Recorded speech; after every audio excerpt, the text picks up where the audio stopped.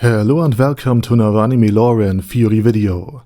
I'm Shergok, your host, and today we are going to take a closer look at why the leader of the Sunlight Scripture believed that he could summon and command literally the highest level of angels, and what the actual plan behind this deception had been. But before we're going to take a closer look at any of this, let me quickly thank my Patreons for supporting this channel, as well as say thanks to all users of the YouTube thanks function for making one-time donations. And with that said, let's get to the topic at hand. The Sunlight Scripture, or more accurately described the Monster Hunters, was an absolute elite unit of the Theocracy.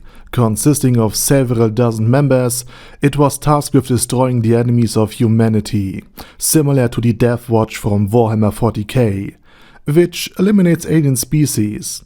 And the Sunlight Scripture was an elite force deployed to eradicate the settlements of heteromorphic and demi-human beings, along with their inhabitants.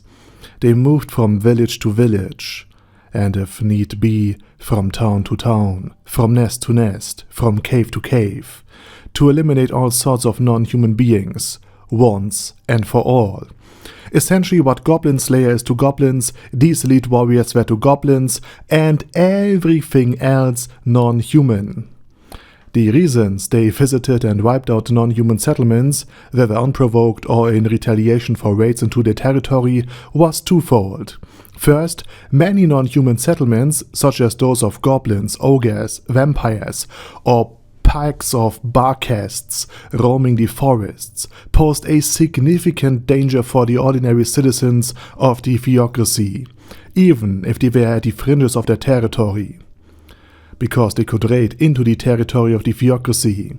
And the second reason for all of this is that they simply didn't want to share resources, or rather lose resources, to other non-human beings. Every field tilled by non-human farmers, every forest haunted by barcasts, and every cave full of trolls, who might simply hunt large animals like mooses or bears, represent a direct competition for resources in the world of Overlord and in the minds of the leaders of the Theocracy of Slane. Additionally, this extermination work had another side to it. The Theocracy of Slane is humanocentric. For them, humans and humans alone are the centerpiece of creation. In other words, humanity and only humanity has the divine, God-given right and duty to take over and subjugate the world and cleanse them from all other species who compete with them for resources and who would hunt them in turn. And while this might sound paranoid at first, the New World is an extremely dangerous place. Without regularly eliminating potentially powerful demi-human or heteromorphic settlements, and without the Theocracy's efforts, humanity would, in the long term, be eliminated by the other beings in the New World. And following the incursion by the evil deities 200 years ago, which led to the destruction of many nations and the loss of millions of lives, and the kidnapping of the slain Theocracy's most powerful godkin by the Elven King, the Theocracy became even more uncompromising in its worldview. And I have to say it, 200 years before all of this happened, the Theocracy actually believed that you could get along with elves. Likely because one of the gods that they pray to, one of the players that founded Slane, was an elf, or rather played as an elf avatar and thusly was reincarnated as an elf. And after 600 years of continuous defensive warfare against countless and varied enemies, the Theocracy no longer differentiated between any species. For them, everything non-human was a problem. And there were indeed some demi-human and heteromorphic beings who were peaceful and sought coexistence or even cooperation, even among species and tribes that were generally hostile.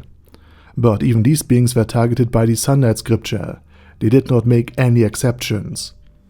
And this led to them not only fighting against one of the 3 adamantite ranked adventurer teams from Rias Ties, but also to fight against one of the 13 heroes, namely Evileye.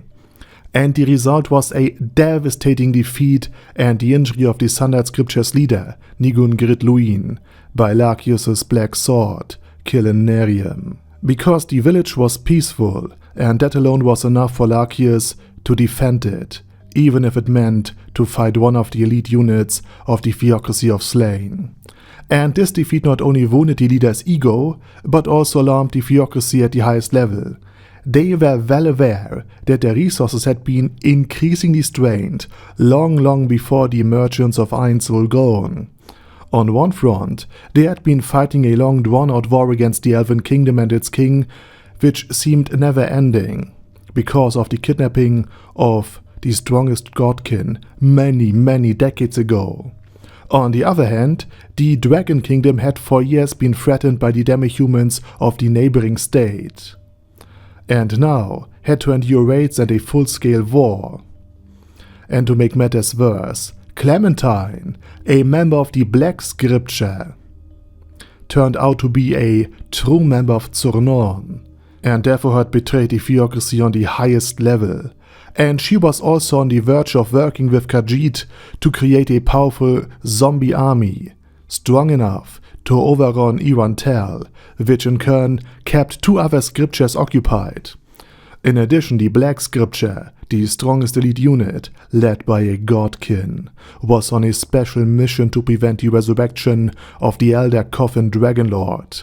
In other words, they were completely tied up, and had no free troops left for another crucial mission that was nearing its conclusion, except for the Sunlight Scripture. And the specific mission involved ensuring that the growing and dynamic empire, under the competent and charismatic ruler Jerknev, could conquer the faltering and corrupt and weak and inefficient Kingdom of Riestais. The goal was to bring the kingdom's rich resources and fertile lands under competent administration, so that all of this untapped potential could finally serve humanity. In other words, the mission aimed to conquer an entire country to free up additional resources for humanity's war against its predatory enemies, and to make this conquest easier for the Empire and to avoid further losses, because, after all, humanity fought against humanity here. The Theocracy wanted to eliminate the strongest warrior in the entire kingdom, Gazef Stronov. And this would not only remove an elite warrior, but would also neutralize his warrior troop, a troop directly under the command of King Ramposa III.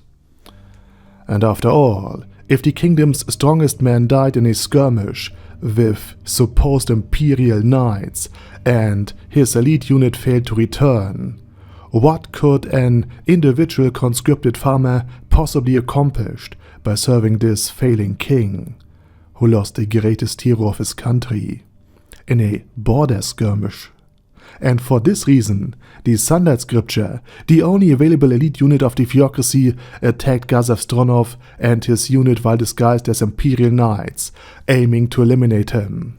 However, after the fiasco involving the Blue Roses, the Theocracy had learned its lesson from the highest level, the Cardinals. They provided the Sunlight Scripture with a very specific artifact, a gemstone, capable of summoning an angel of the highest rank, Dominion Authority, and this high-level angel was supposed to ensure their victory, because even if Evileye, Larkius, and the others intervened, thereby reinforcing Gazef Stronov and his soldiers, they would still be hopelessly outmatched by the combined combat power of the Sunlight Scripture, all of its own angels, the Principality of Observation, and Dominion Authority. And even though Evileye is a legendary member of the 13 Heroes, she is undead. In fact, she's a vampire princess, and thus extremely vulnerable to holy magic. And this was precisely the type of magic not only used by the angels, but also wielded by the Sunlight Scripture itself, and by the supposed highest level of angels that could stand against Gazef and eliminate his entire unit alone.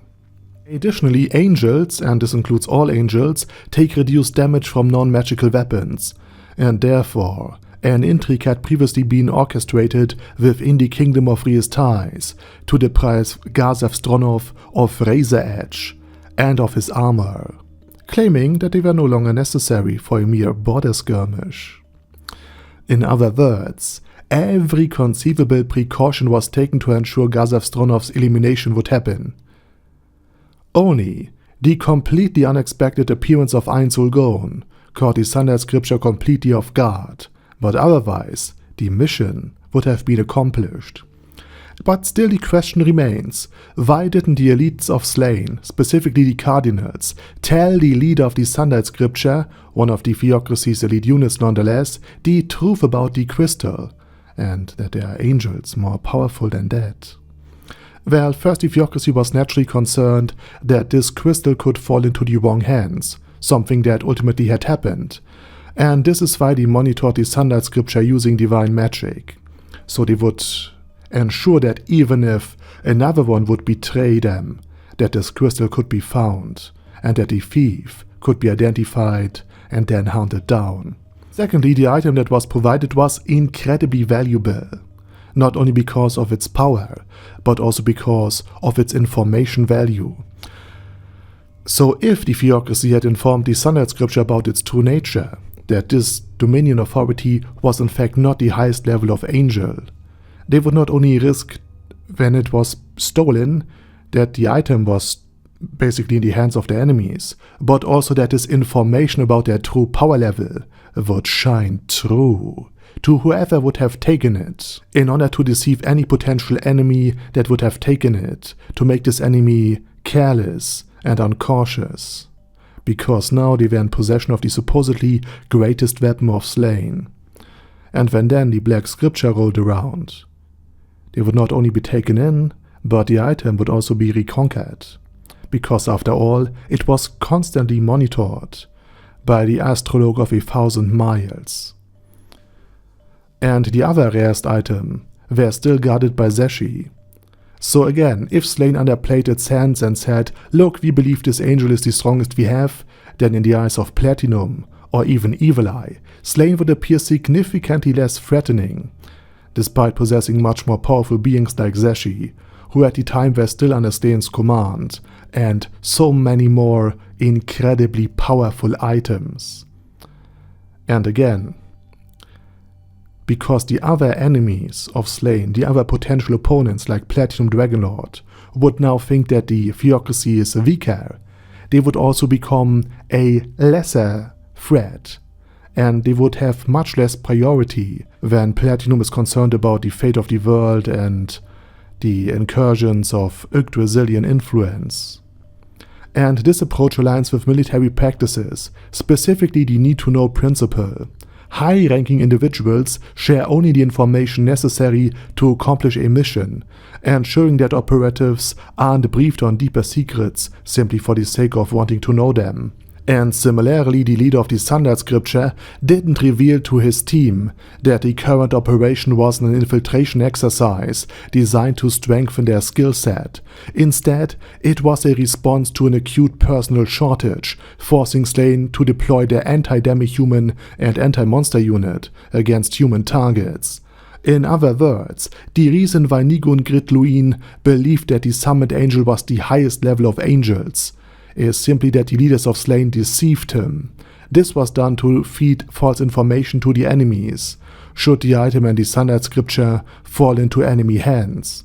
And to their credit, this last effort served them well, because ultimately the item was taken by the worst possible opponent, Eins Olgon. And with that said, now it's your turn. What's your opinion on the supposed highest level of angels and the Theocracy's internal policies on information? How prepared do you think Slane was to fight before Eins Olgon appeared? And what do you think will happen once Eins Olgon's troops will invade Slane? Let me know it down in the comment section. And with that said, please check out my German channel, my fantasy channel, and if you don't want to listen to my voice or accent, but are still interested in the things I have to say, I have made an AI channel, narrated by almost a woman, where I use AI voiceovers for my videos. And the channels are all linked down in the video description. Also please check out my Patreon if you want to support me beyond just leaving a like or sub. And with that said, I say thank you very much for watching, thanks to my Patreons for supporting this channel, and special thanks to